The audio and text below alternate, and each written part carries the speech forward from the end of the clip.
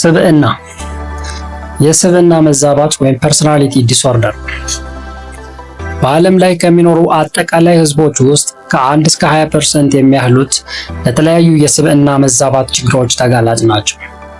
የስብዕና ችግር ያለባቸው ሰዎች ስንል ወደ አእምሯችን የሚመጣው መንገድ ላይ ጨርቁን ጥሎ የሚሄደው፣ አማኑኤል ሆስፒታል የሚተኛው ወይም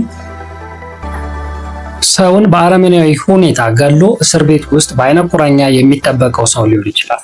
ነገር ግን በዓለም ላይ በጣም በጥቂቱ ከ25 ሰው አንዱ ለተለያየ አይነት የስብዕና መዛባት ተጋላጭ ሲሆን እነዚህ ሰዎች የቤተሰቦቻችን አካል፣ ጎረቤቶቻችን ወይም ደግሞ የስራ ባልደረቦቻችን ሊሆኑ ይችላሉ።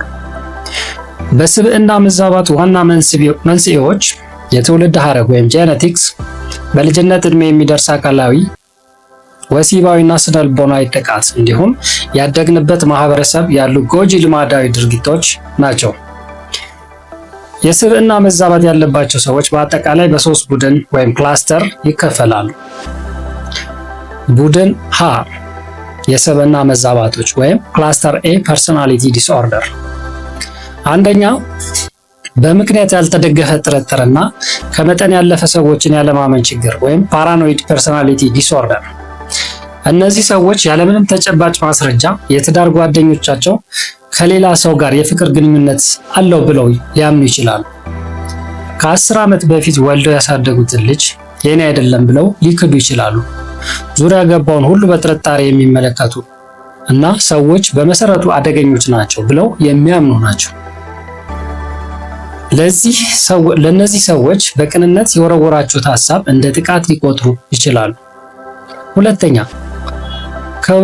ከውጭው ዓለም ወይም ከእውነታው ሸሽተው በራሳቸው ዓለም ሐሳብ የሚኖሩ ወይም ስኪዞይድ ፐርሰናሊቲ ዲስኦርደር። እነዚህ ሰዎች በራሳቸው ዓለም አብዝተው የሚመሰጡ፣ በእውኑም ዓለም ተጨባጭ ያልሆኑ ሐሳባቸውን የሚያልሙ ሲሆኑ በማህበራዊ ደንቦች ግድ የሌላቸው፣ ከሰዎች ጋር ስሜታዊ ትስስር ለመፍጠር ፍላጎት የሌላቸው ናቸው። ሶስተኛ በአነጋገራቸው፣ በባህሪያቸው፣ በአስተሳሰባቸው ላይ መዛባት ያለባቸው ሰዎች ወይም ስኪዞታይፓል ዲስኦርደር የምንላቸው ሲሆን እነዚህ ሰዎች ከሌሎች የስብዕና መዛባት አይነቶች በተለየ መልኩ በቀላሉ ችግር ውስጥ እንደሆኑ በአነጋገራቸው ከተለመደ ወጣ ባለ ባህሪያቸው እንለያቸዋለን። ምናልባትም በእኛ ማህበረሰብ ውስጥ እንደ እብድ የምንቆጥራቸው አብዛኞቹ የእነዚህ ስብዕና መዛባት ተጋላጮች ናቸው። ቡድን ለ የስብዕና መዛባቶች ወይም ክላስተር ቢ ፐርሰናሊቲ ዲስኦርደር። በዚህ ስር ከሚገኘው አንደኛው በማህበረሰብ ህግና ደንቦች ግድ የሌላቸው ወይም አንቲ ሶሻል ፐርሰናሊቲ ዲስኦርደር የሚባለው ሲሆን ሌሎች ሰዎች ላይ ሆን ብለው አካላዊና ስነ ልቦናዊ ጥቃት የሚያደርሱ ርህራሄ የሌላቸውና የሰዎችን ስሜት የማይረዱ፣ ባጠፉት ጥፋት መጸጸት የማይታይባቸው እና ከህይወት ተሞክሮ ትምህርት ወስደው ራሳቸውን ለማሻሻል የማይሞክሩ ናቸው።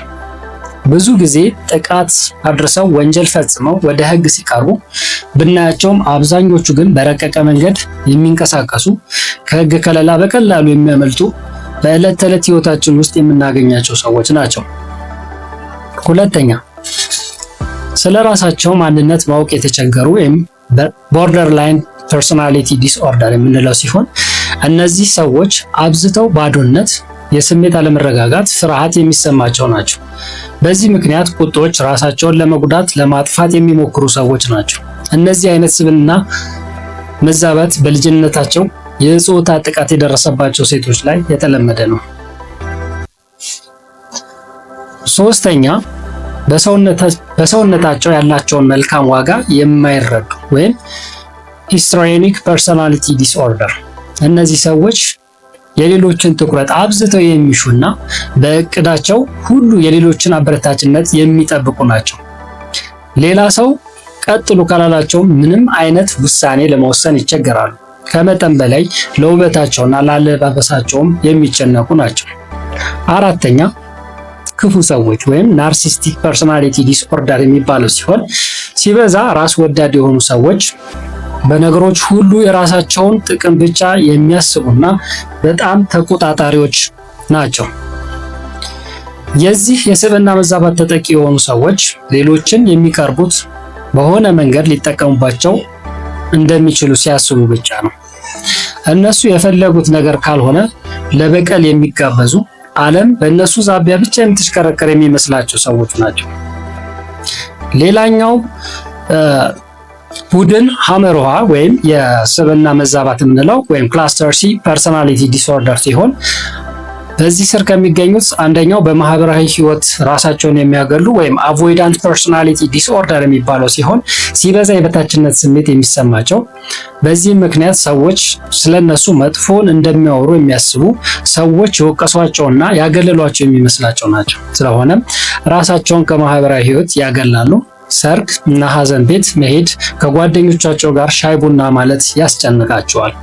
ሁለተኛ በሌሎች ሰዎች ሲበዛ ጥገኛ የሆኑ ሰዎች ወይም ዲፔንደንት ፐርሶናሊቲ ዲስኦርደር የሚባለው ሲሆን በራሳቸው መተማመን የሌላቸው ዕለት ተዕለት ኑሯቸው ውስጥ የሌሎችን ውሳኔ የሚጠብቁ ሲበዛ ሽቁጥቁጥ ለሰው አጎብዳጅ የሆኑ ሰዎች ናቸው። ሌላኛው ሶስተኛ ላይ የምናየው ስህተት አልባ ህይወት ፈላጊዎች ወይም አናርካስቲክ ፐርሶናሊቲ ዲስኦርደር የምንለው ሲሆን ለህጎች፣ ለስርዓቶች፣ እቅዶች ሲበዛ አብዝተው የሚጨነቁ ናቸው። ያቀዱት ጉዳይ ካልተፈጸመ እረፍት የሚነሳቸው የሚመስላቸው፣ ልብስ መዛነፍ ወይም አለመተኮሱ ቀኑ ሙሉ የሚረብሻቸው ሰዎች ናቸው።